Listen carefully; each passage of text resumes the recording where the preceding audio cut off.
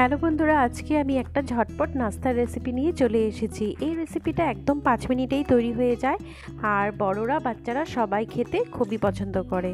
তো তার জন্য সবার প্রথম আমি কিছু সবজি কেটে নিচ্ছি।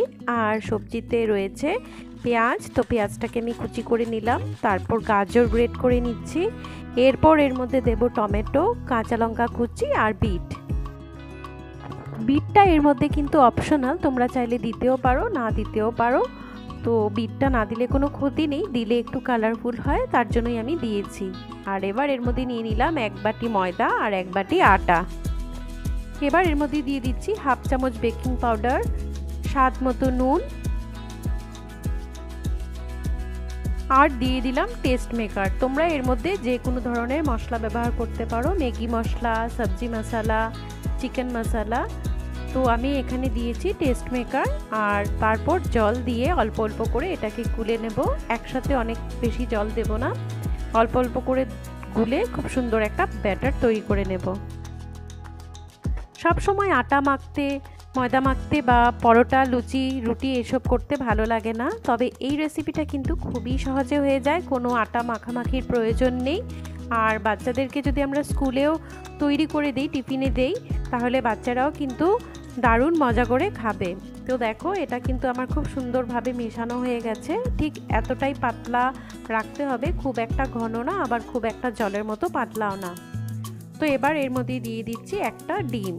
তো আমি এখানে যেহেতু 1 বাটি ময়দা 1 বাটি আটা নিয়েছি, তো তাই এর মধ্যে আমি একটাই ডিম দিলাম। তোমাদের যদি আটার পরিমাণ বেশি থাকে তাহলে 2টো ডিম দিতে পারো। তো ডিমটা দিয়ে এবার খুব ভালো করে এটাকে ফেটিয়ে নিচ্ছি। তোমরা চাইলে এর মধ্যে ডিম নাও দিতে পারো, কিন্তু ডিমটা দিলে একটা খুব সুন্দর স্মেল হয়, টেস্টটাও কিন্তু একটু পরিবর্তন হয়। তো দেখো, ডিমটা দিয়ে আমি খুব ভালো করে মিশিয়ে নিলাম। আর এবার এর মধ্যে দিয়ে দেব সেই কেটে রাখা সব সবজিগুলো, গাজর কুচি, বিট কুচি, পেঁয়াজ কুচি, কাঁচা লঙ্কা কুচি আর টমেটো কুচি।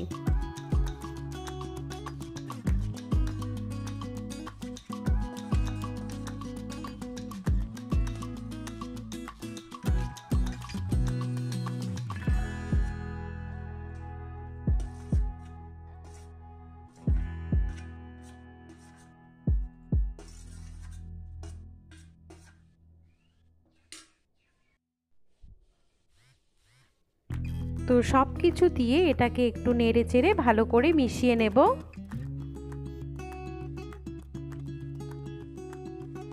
দেখো, বিট দেওয়ার জন্য এটার কালারটা খুবই সুন্দর এসেছে, খুব কালারফুল লাগছে। তোমরা চাইলে এর মধ্যে হলুদ গুঁড়োও দিতে পারো, আরও সুন্দর রং হবে। তো আমি যেহেতু বিট দিয়েছি, তাই এর মধ্যে আর হলুদ গুঁড়ো ব্যবহার করলাম না।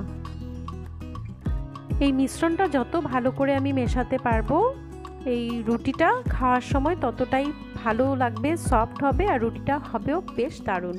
তো এবার একটা ফ্রাইং প্যানের মধ্যে খুবই সামান্য পরিমাণে প্রায় 1 চামচ মতো আমি তেল দিয়ে দিলাম।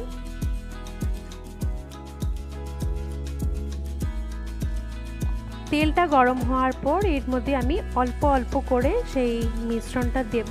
আর একটা সাইড আমি প্রায় 30 সেকেন্ড মতো ভালো করে সেঁকে নেব। একটা সাইড হয়ে গেলে তারপর আরেকটা সাইড উল্টে দেব। এভাবেই উল্টে পাল্টে আমি 2টো সাইড ভেজে নেব।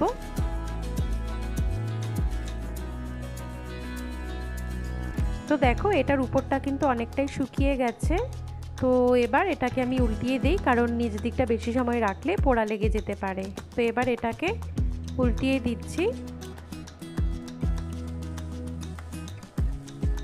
আর এর মধ্যে যে বেকিং পাউডার দিয়েছি, রুটিটা কিন্তু খুবই সফট হবে, ভেতরটা একটু ফুলা ফুলা হবে। আর যতটাই বেশি নরম থাকবে, বাচ্চাদেরকে যদি আমরা টিফিনে দিই তাহলে রুটিটা খেতে বেশ ভালো লাগবে, সফট হয়ে থাকবে।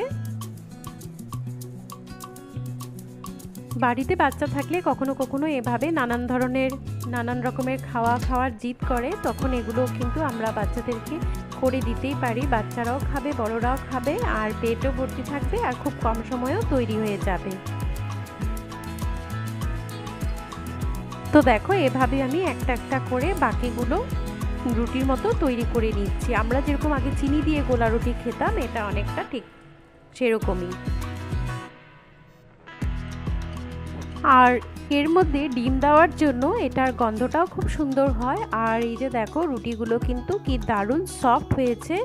এগুলো কিন্তু অনেক সময় ধরে রেখে আমরা খেতে পারি। আর যারা রাত্রে একটু হালকা ডিনার করতে চাও তো তারাও কিন্তু এভাবে এই রুটিটাকে করে খেতে পারো। মাখামাখির কোনো ঝামেলা নেই, খুব কম সময়ে হয়ে যায়। তো আমার আজকের এই রেসিপিটা তোমাদের কেমন লাগলো আমাকে অবশ্যই কমেন্ট করে জানাবে। যদি ভালো লাগে তাহলে একটা লাইক করবে, কমেন্ট করবে, শেয়ার করে দেবে।